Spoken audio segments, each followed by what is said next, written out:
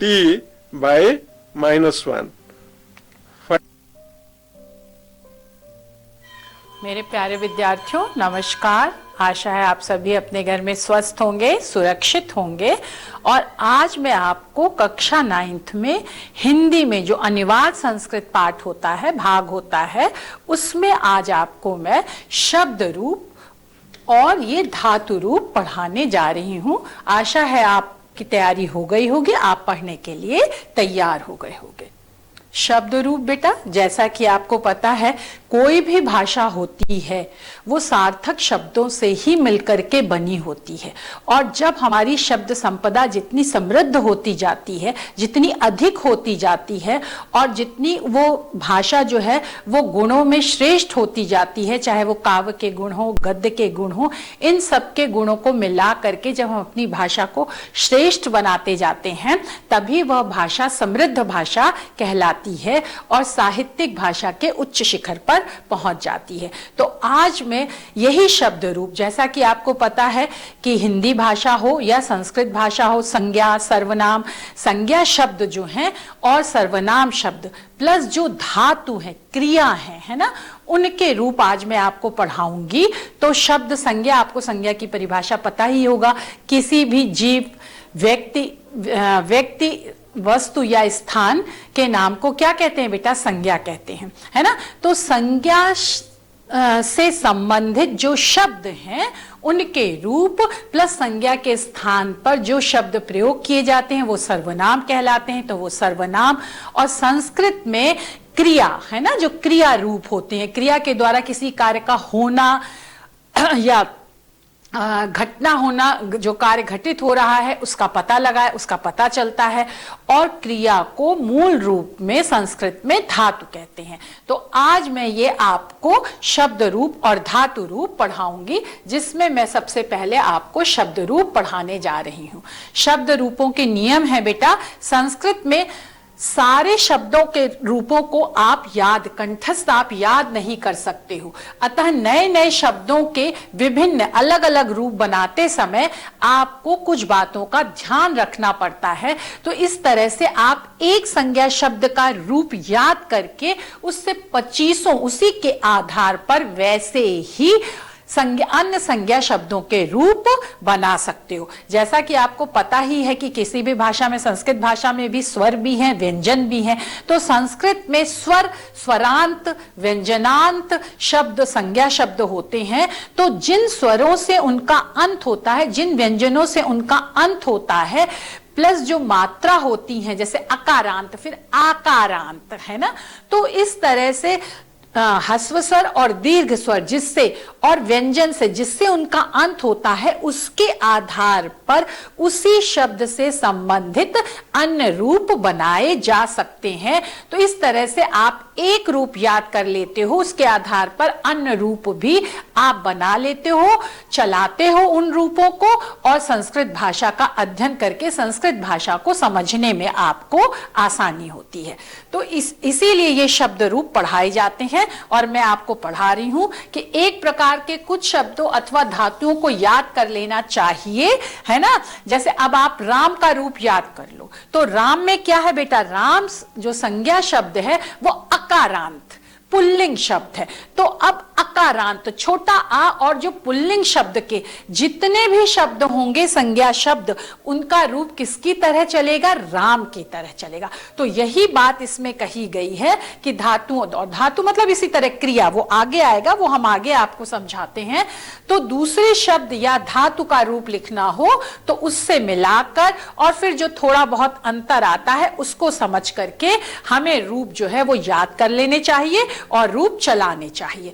फिर नए शब्द रूप जो अभी हमने बताया, उनके लिंग संस्कृत में क्या है बेटा? 3 लिंग होते हैं, पुल्लिंग, स्त्रीलिंग, नपुंसक लिंग। और संस्कृत में 3 वचन होते हैं, एक वचन, द्विवचन, बहुवचन। पुल्लिंग शब्द जो पुरुषवाची शब्द होते हैं, है ना, जो पुरुष जाति का बोध कराते हैं वो पुल्लिंग में आते हैं, जो स्त्री जाति का बोध कराते हैं वो स्त्रीलिंग में आते हैं। और जो बेजान और निर्जीव होते हैं, है ना, निर्जीव वस्तुओं का बोध कराते हैं, उनको हम नपुंसक लिंग के अंतर्गत रखते हैं। ऐसे ही वचन एक वचन जो एक वस्तु व्यक्ति स्थान का बोध कराते हैं, एक वचन जो दो का बोध कराते हैं वो द्विवचन, और जो दो से ज्यादा का बोध कराते हैं, ज्ञान कराते हैं, वहां पर बहुवचन का प्रयोग किया जाता है। आशा है आपको ये बात अच्छी तरह से समझ में आ गई होगी। अब वही लिंग को देख करके, जैसे हमने कहा राम, राम क्या है, पुल्लिंग है ना, और शब्दांत राम शब्द के अंत में क्या आया है, अकारांत, छोटा आ आया है, तो अकारांत सारे पुल्लिंग शब्द राम की तरह चलेंगे, अथवा व्यंजन, चाहे आप कोई भी हो, है ना, जो व्यंजन से जो शब्द अंत होते हैं, तो उन व्यंजन के अंत से अंत होने वाले जो शब्द हैं, जिस व्यंजन से अंत होते हैं और वो जिस लिंग में है, उसके आधार पर ही अन्य समान व्यंजनांत शब्दों का रूप चलेगा, है ना, उसी लिंग के उसी स्वर अथवा शब्दांत के स्वर या व्यंजन के अनुसार उसका रूप बना लेना चाहिए। जैसे बालक शब्द का रूप याद है, बालक भी क्या है बेटा, पुल्लिंग है, और का में छोटा आ आया है, तो बालक का राम का रूप एक तरह से ही चलेगा। तो चाहे आप राम का रूप याद कर लो, चाहे बालक का रूप याद कर लो, आप एक रूप याद करके उसका पूरा रूप चला सकते हो, पूरा रूप लिख सकते हो और अनुवाद कर सकते हो, है ना। और बालक की भांति छात्र, गज, राम, ईश्वर, नृप, वानर, देव आदि सभी अकारांत, है ना, अकारांत, छोटा आ, और अंत मतलब अंत होता है, अंत में छोटा आ आता है, शब्दों के रूप बनेंगे। इसी प्रकार कवि क्या है बेटा, ये कवि जो है इकारांत, इकारांत पुल्लिंग शब्द है, क्योंकि इसमें क्या है, छोटी ई आई है, अंत में छोटी ई आई है, और कवि पुल्लिंग है क्योंकि पुरुष जाति का बोध करा रहा है। तो उसके आधार पर रवि, सूर्य, गिरि, पर्वत, विधि, ब्रह्मा, मुनि, सन्यासी, कपि, बानर, हरि, भगवान आदि शब्दों, हरि मतलब बानर भी होता है और हरि मतलब भगवान विष्णु, तो इन अगर आपने कवि शब्द का रूप याद कर लिया या हरि शब्द का रूप याद कर लिया, तो इतने सारे शब्दों के रूप आपको अपने आप ही याद हो जाएंगे। आप एक बार उनका ढांचा जो है, सांचा जो है अपने दिमाग में तय कर लोगे, और फिर हरि का रूप याद कर लिया है, तो इसके आधार पर अन्य सभी क्या है बेटा, शब्दों के रूप बड़े आराम से आप लिख सकते हो और याद कर सकते हो। फिर अकारांत पुल्लिंग जो होता है, शब्दों और सर्वनाम तथा संख्यावाचक विशेषण शब्दों को छोड़ करके जो अकारांत पुल्लिंग शब्द हैं, और जो सर्वनाम है, सर्वनाम शब्द है ना, तत्का, अस्मत् का, ये जो संस्कृत में चलते हैं, और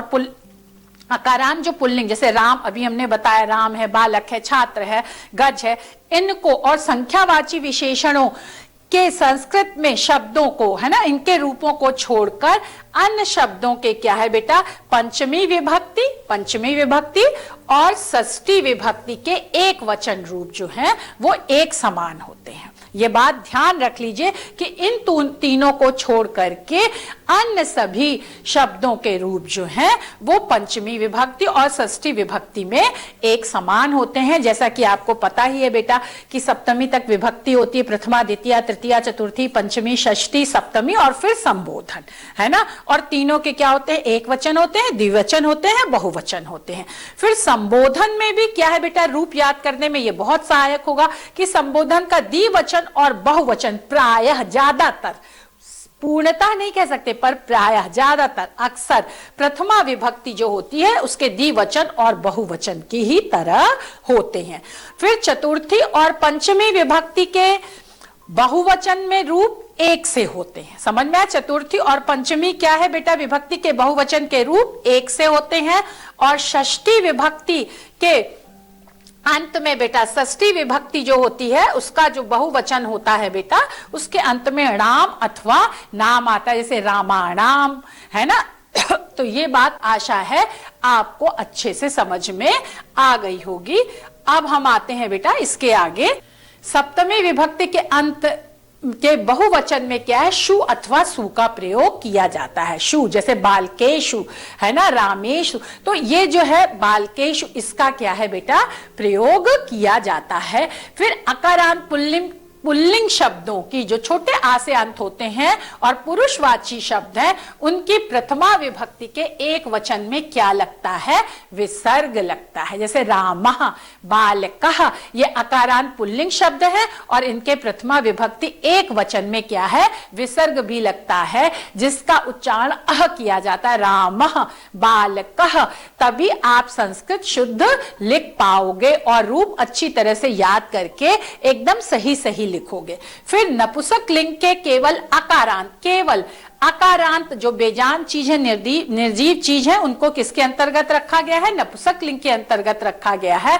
और इनके जो आ से अंत होने वाले जो शब्द हैं नपुंसक लिंग के, उनमें पुल्लिंग तथा स्त्रीलिंग शब्दों की द्वितीय विभक्ति है ना कि एक वचन के अंत में मां आता है। ये जो नपुंसक लिंग के अकारांत, सिर्फ अकारांत जो पुल्लिंग और स्त्रीलिंग शब्द हैं, इनके द्वितीय विभक्ति के एक वचन के अंत में क्या आता है? ना आता है। जैसे फलम है ना, फलम, ये जो है, ये समझ लीजिए फल जो है वो पुल्लिंग है ना, तो और अकारांत भी है, तो इसका जब रूप चल रहा है तो इसके क्या है? एक वचन के अंत में मां आया है, जैसे फलम।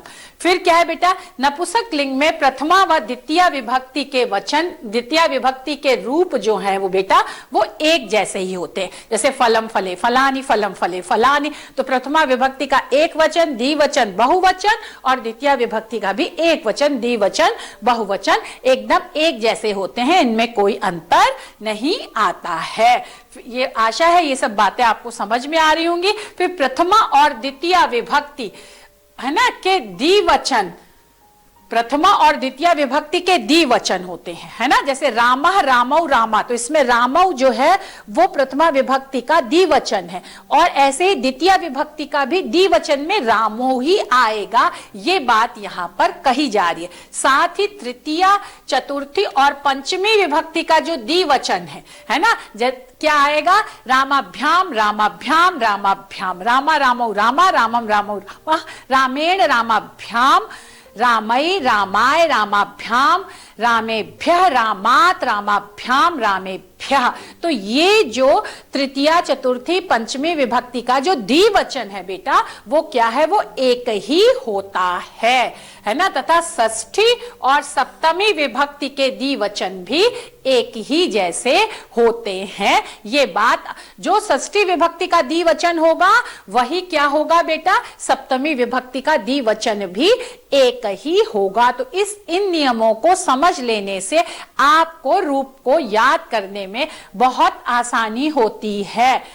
7 या 21 प्लस क्या है बेटा? संबोधन है, तो 3 वो, तो 24 शब्द जो हैं वो एक शब्द रूप में आते हैं। उनमें से करीब 8-10 शब्द एक जैसे होते हैं। तो इनको आप अपने मस्तिष्क में रख लीजिए, जिससे आपको रूप याद करने में आसानी हो और गलती ना हो। अब क्या है बेटा? लिंग, वचन और कारक विभक्ति चिन्ह के आधार पर संज्ञा शब्दों के रूप बदलते रहते हैं। ये हमने बता ही दिया कि स्त्रीलिंग, पुल्लिंग और नपुंसक लिंग, वचन, एक वचन, द्विवचन, बहुवचन, इनके आधार पर संज्ञा शब्दों के रूप जो हैं वो बदलते हैं, परिवर्तित होते हैं। और कारक आप जानते ही हो, है ना। कारक विभक्ति चिन्ह, कारक के द्वारा ही हम क्या करते हैं बेटा?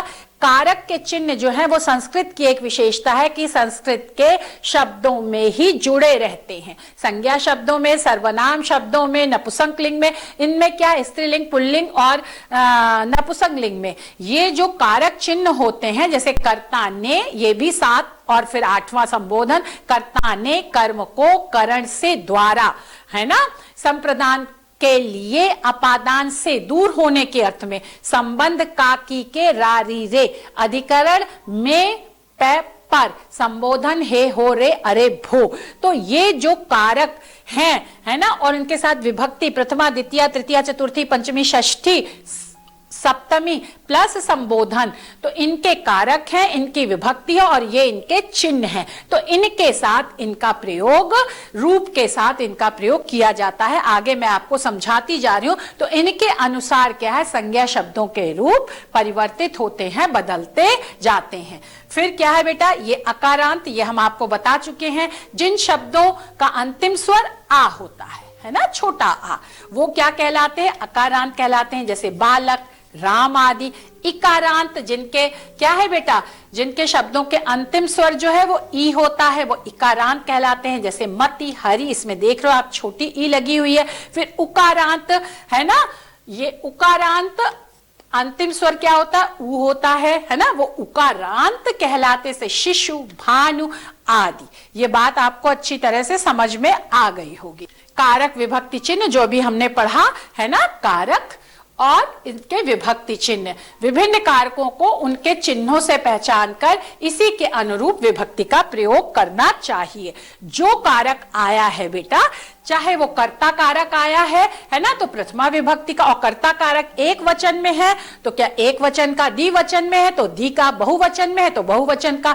तो इसी यही बात यहाँ पर कही गई है। जैसे कर्ता कारक का विभक्ति कौन सी, प्रथमा चिन्ह है ने, कर्म क्या है बेटा, द्वितीय कर्म कारक, और इसका क्या है चिन्ह, को है। करण जो है वो बेटा तृतीय विभक्ति है और इसका चिन्ह से द्वारा, जिसकी सहायता से कार्य किया जाए। फिर संप्रदान चतुर्थी, इसका चिन्ह है के लिए। अपादान बेटा पंचमी विभक्ति से अलग होने के अर्थ में। संबंध क्या है बेटा, षष्ठी विभक्ति है ना। षष्ठी विभक्ति में क्या होता है, का चिन्ह क्या है, का, की, के, रारी, रे। अधिकरण सप्तमी में और पर, संबोधन है हो, रे, अरे, भो। ये कारक हैं, ये विभक्ति है उनके अनुसार और ये उनके अनुसार चिन्ह है ना। अब कारक किसे कहते हैं, कर्म किसे कहते हैं, करण किसे कहते हैं, ये हम जब आपको हिंदी से संस्कृत में अनुवाद बताएंगे तब हम आपको बताएंगे। पहले आप ये समझ लीजिए, ये कारकों के नाम है, ये उनके सहित विभक्ति है और ये उनके चिन्ह है। बच्चों, संज्ञा शब्दों के रूप अब हम आपको पढ़ाने जा रहे हैं। तो ध्यान देने की, ध्यातव्य मतलब ध्यान देने की बात यह है कि आपके कक्षा 9th के पाठ्यक्रम में राम, हरि तथा भानु शब्दों के रूप ही पाठ्यक्रम में निर्धारित है, निश्चित है। इसलिए मैं सबसे पहले इन्हीं को आपको पढ़ाने जा रही हूँ। राम, जैसा कि आपको पता है, राम के माँ में छोटा आ आया है और राम शब्द जो है वो पुरुषवाची है, तो इसलिए ये अकारांत पुल्लिंग शब्द राम है। और इसका जो है अब हम रूप पढ़ रहे हैं। विभक्ति एक वचन, द्विवचन और क्या है बेटा, बहुवचन में हम रूप पढ़ रहे हैं। रामः, रामौ, रामः। फिर द्वितीय रामम, रामौ, रामान। तृतीय रामेण, रामाभ्याम, रामहि। चतुर्थी रामाय, रामाभ्याम, रामेभ्यः।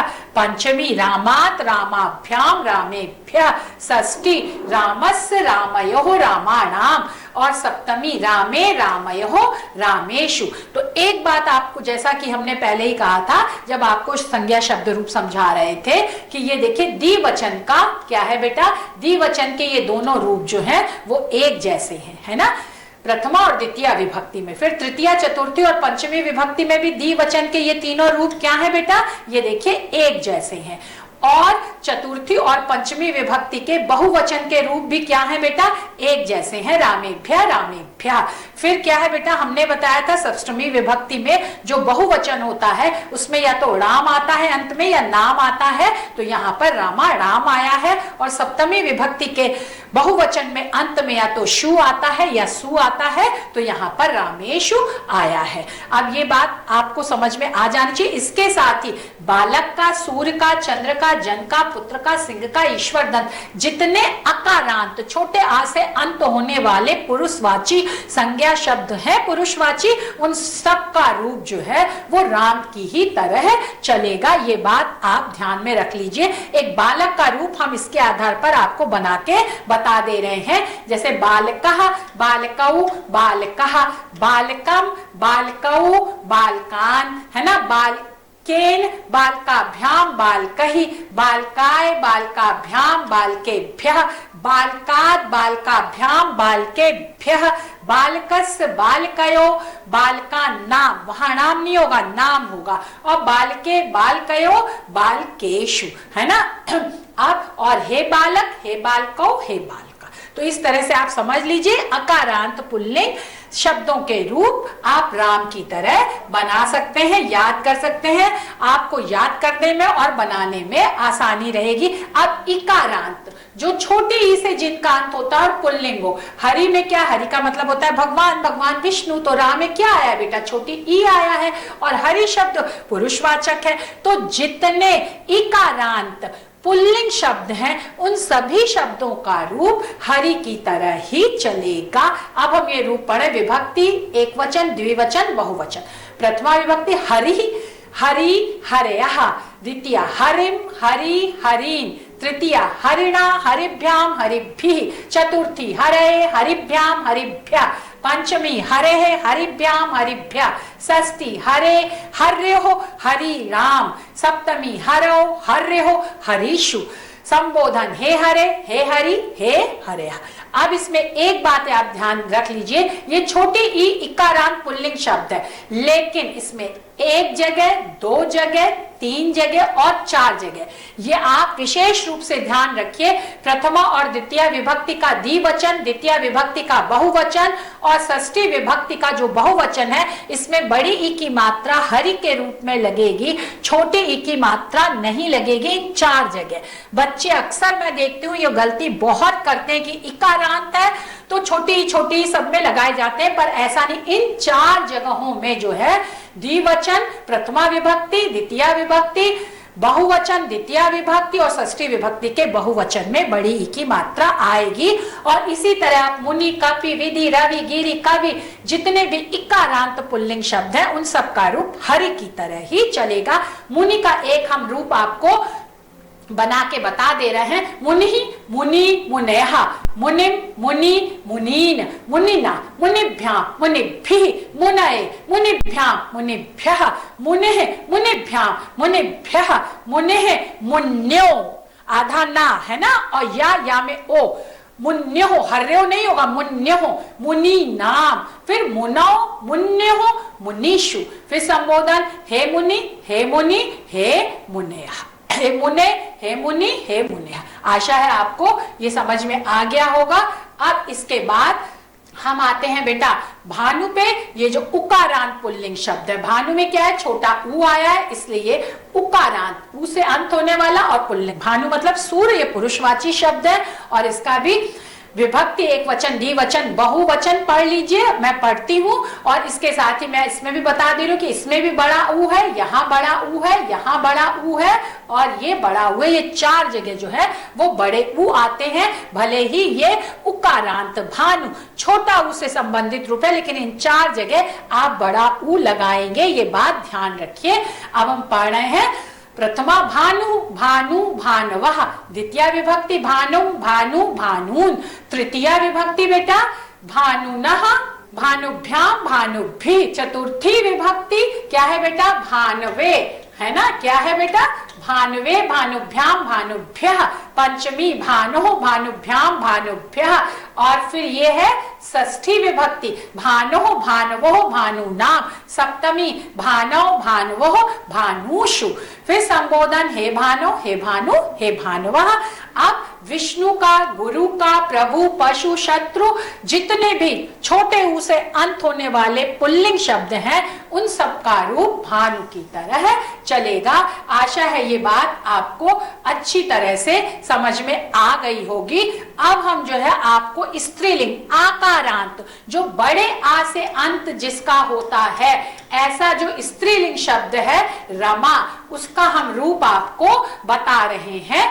रमा की तरह बालिका का, गंगा का, लता का, क्योंकि ये सब आकारांत स्त्रीलिंग शब्द हैं, उन सभी का रूप रमा की तरह चलेगा। रमा, रमे, रमाः, रमाम, रमे, रमः, रमया, रमाभ्याम रमाभिः रमाए रमाभ्याम रमाभ्यः रमायः रमाभ्याम रमाभ्यः रमायः रमयो रमाणाम और रमायाम रमयोः रमासु। यहाँ पर सु आया है, ये देखिए, या तो शु आता है या सु, तो यहाँ सु आया। हे रमे हे रमः, तो ये आपको आ गया होगा बेटा। अब हम आपको एक नपुंसकलिंग का रूप भी बता देते हैं, फल का रूप है ना। और जैसा कि हमने बताया नपुंसकलिंग का प्रथमा और द्वितीय विभक्ति का एक वचन, द्विवचन और बहुवचन में जो है वो एक ही रूप होता है, जो ये आपको समझ में आ जाएगा। ये फलम फलम, फले फले, फलानि फलानि, है ना। फलम फले फलानि, फलम फले फलानि। तृतीय में फलेन फलाभ्याम फलेहि, फलाय फलाभ्याम फलेभ्यः, फलात् फलाभ्याम फलेभ्यः, फलस्य फलयोः फलानाम, फले फलेयोः फलेषु, है ना। संबोधन हे फल, हे फले और हे फलानि, ये अभी आपको आसानी से समझ में आ गया होगा बेटा। अब हमने स्त्रीलिंग, पुल्लिंग, नपुंसकलिंग सबके शब्द रूप बता दिए। अब हम आते हैं सर्वनाम। जैसा कि संज्ञा के स्थान पर जिन शब्दों का प्रयोग होता है वह क्या कहलाते हैं? सर्वनाम कहलाते हैं। संस्कृत में जो है वो वह जो तद की तरह चलता है, जो आपकी पता ही है तद में कैसे चलता है रूप, सा तौते तम तौतान, है ना। युष्मत तुम का जो तुम है बेटा वो युष्मत चलता है, इसका तो आपको पता ही होगा। त्वम युवाम यूयम, त्वाम युवाम युष्मान, है ना। फिर अस्मद जिसका अर्थ मैं होता, अस्मद में रूप किस तरह से चलता है बेटा? ये अहम की तरह से चलता है। और आपके ध्यान देने योग्य नवी कक्षा के पाठ्यक्रम में अस्मद का ही रूप निर्धारित है, इसलिए मैं आपको यहाँ पढ़ा रही हूँ। विभक्ति एक वचन, द्विवचन, बहुवचन और सर्वनाम शब्दों में जो है वो संबोधन के रूप नहीं होते हैं, है ना, संबोधन कारक नहीं होते हैं। तो अहम, आवाम, वयम, माम, आवाम, अस्मान, मया, आवाभ्याम, अस्माभि, मह्यम, आवाभ्याम, अस्मभ्यम, मत, आवाभ्याम, अस्मत्, मम, आवयो, अस्माकम, मयि, आवयो, अस्मासु। अब ये आपने पढ़ लिया। इसके साथ साथ बेटा 1 2 3 4 5 6 7 8 जगह ये दो रूप दिए गए हैं। इनके स्थान पर आप ये भी लिख सकते हो, ये भी लिख सकते हो, ये भी याद भी कर सकते हो, लेकिन चलन में ज्यादातर यही है जो पहले वाले हैं। तो आप समझ लो, इनको दिमाग में रख लो, जिससे शब्द आए तो इनका अर्थ आपको समझने में कठिनाई ना हो कि इन शब्दों का अर्थ क्या है। लेकिन आप ज्यादातर ये प्रयोग करने में यही है, तो इनका ही पहला वाला जो है वही आप प्रयोग करिए तो आपको आसानी रहेगी। तो ये हो गया संज्ञा, है ना, सर्वनाम रूप हो गए। और अब हम बेटा आ जाते हैं धातु रूप में। जैसा कि हमने बताया धातु क्रिया, है ना, किसी कार्य का करना या होना पाया जाता है उसे क्या कहते हैं? क्रिया कहते हैं। और इसका जो मूल रूप में जो चलता है वो संस्कृत में उसे धातु कहते हैं। जैसे पठति पठता पठंती ये रूप है क्रिया, लेकिन मूल धातु क्या है? पठ है ना। गच्छति गच्छता गच्छन्ति, लेकिन मूल धातु क्या है? गम है। तो इसी तरह से उसे धातु कहते हैं। और इसमें जो है आपके संस्कृत में परस्मयी पद, आत्मनेयी पद और उभयपदी पद होते हैं। परस्मयी जिसमें हम दूसरों के बारे में, दूसरों की क्रिया के बारे में, आत्मनेयी में अपनी क्रिया के बारे में, उभय पद में अपने और दूसरे दोनों की क्रियाओं के बारे में बताते हैं। तो आपके पाठ्यक्रम में परस्मयी पद के 5 लकार निर्धारित किए गए हैं और उन्हीं 5 लकारों के बारे में आज हम आपको बता रहे हैं। लट लकार जो कि वर्तमान काल होता है ना, जिस समय कोई जो क्रिया है निरंतर हो रही है वो वर्तमान काल के द्वारा, लट लकार के द्वारा बताई जाती है। फिर लिट लकार होता है बेटा जो भविष्य काल, जो कार्य आगे होगा, भविष्य में होगा, जिसमें वाक्य के अंत में गा, गे, गी लगे होते हैं, है ना। गे बहुवचन के लिए गी, स्त्रीलिंग के लिए गा, पुल्लिंग के लिए लगा होता है। तो उनका अनुवाद हम भविष्य काल में लिट लकार का रूप लेकर के करते हैं। फिर लंग लकार बेटा जो भूतकाल होता है, अतीत काल होता है। भूतकाल की जो कार्य हम कर चुके हैं उसके समय को बताने के लिए, काल को बताने के लिए हम लंग लकार के रूप का प्रयोग करते हैं। फिर बेटा लोट लकार है आज्ञा के अर्थ में, जब हम किसी को जैसे से आज्ञा के अर्थ में हम अनुमति चाहते हैं, उसकी सहमति चाहते हैं, आज्ञा के अर्थ में उसको बुलाते हैं, है ना, निमंत्रण, आमंत्रण, अनुरोध, प्रार्थना करते हैं, कोई जिज्ञासा, है ना, सामर्थ्य जो हमारी शक्ति होती है ना, तो कि इन सब में जो है वो लोट लकार का प्रयोग किया जाता है। फिर विधिलिंग का चाहिए के प्रयोग में अनुमति इसमें नहीं होती है ना। इसमें तुम्हें सदा सत्य बोलना चाहिए, इसमें अनुमति दे नहीं रहे हैं, ले नहीं रहे हैं, बल्कि क्या कर रहे हैं, एक वक्तव्य कर रहे हैं, एक तरह से दे रहे हैं। तो अनुमति को छोड़कर निमंत्रण, अनुरोध, जिज्ञासा, सामर्थ्य और विशेष रूप से चाहिए के अर्थ में विधिलिंग लकार का प्रयोग किया जाता है। ये 5 लकार है, लट वर्तमान, लिट भविष्य, लंग भूतकाल, लोट आज्ञा और विधिलिंग चाहिए के अर्थ में किया जाता है। और इसका एक हम 5 लकारों में एक का हम अर्थ एक रूप बता देते हैं बेटा। लट लकार वर्तमान काल, यहाँ पर क्या है बेटा, जैसा कि अभी हमने आपको बताया कि ये गम धातु है ना। गम धातु का जो है रूप है जिसमें लट लकार प्रथम पुरुष, यहाँ पर एक वचन आएगा, द्विवचन आएगा, बहुवचन आएगा। प्रथम पुरुष है बेटा गच्छति, गच्छतः, गच्छन्ति। मध्यम पुरुष गच्छसि, गच्छथा, गच्छत। उत्तम पुरुष गच्छामि, गच्छावा, गच्छामा। और इसी तरह लिट लकार है बेटा, ये एक वचन है, द्विवचन है, बहुवचन है। गमिष्यति, गमिष्यता, गमिष्यन्ति, गमिष्यसि, गमिष्यथा, गमिष्यथ, गमिष्यामि, गमिष्यावः, गमिष्यामः। फिर ये भूतकाल है बेटा, लंग लकार है, ये एक वचन है, ये द्विवचन है, ये बहुवचन है, ये प्रथम पुरुष, मध्यम पुरुष और उत्तम पुरुष है ना। तो अगच्छत, अगच्छताम, अगच्छन्, अगच्छः, अगच्छतम, अगच्छत। उत्तम पुरुष में अगच्छम, अगच्छाम, अगच्छाम। फिर क्या है बेटा, लोट लकार है, ये प्रथम, ये एक वचन है, ये द्विवचन है, ये बहुवचन है बच्चों। प्रथम पुरुष जो कि जैसा कि आपको वैसे पता है, लेकिन मैं एक बार सहता होते, मध्यम पुरुष त्वम, युवाम, यूयम और उत्तम पुरुष अहम, आवाम, वयम। गच्छतु, गच्छताम, गच्छन्तु, गच्छ, गच्छतम, गच्छत, गच्छानि, गच्छाव और ये गच्छाम। फिर विधिलिंग बेटा चाहिए के अर्थ में है ना। ये एक वचन है, ये द्विवचन है और ये क्या है, बहुवचन है। प्रथम पुरुष में गच्छेत, गच्छेताम, गच्छेयु। मध्यम पुरुष गच्छे, गच्छेतम, गच्छेत और उत्तम पुरुष गच्छेयम, गच्छेत, गच्छेत। इस तरह से ये आपका गम धातु में बेटा 5 लकारों में हमने आपको ये धातु रूप भी एक पढ़ा दिया। आशा है आपको ये सब समझ में आ गया होगा बहुत अच्छी तरह से। शब्द रूप, स्त्रीलिंग, पुल्लिंग, नपुंसकलिंग और सर्वनाम और फिर धातु रूप पढ़ा दिया आपको। धन्यवाद, नमस्ते। नमस्कार प्यारे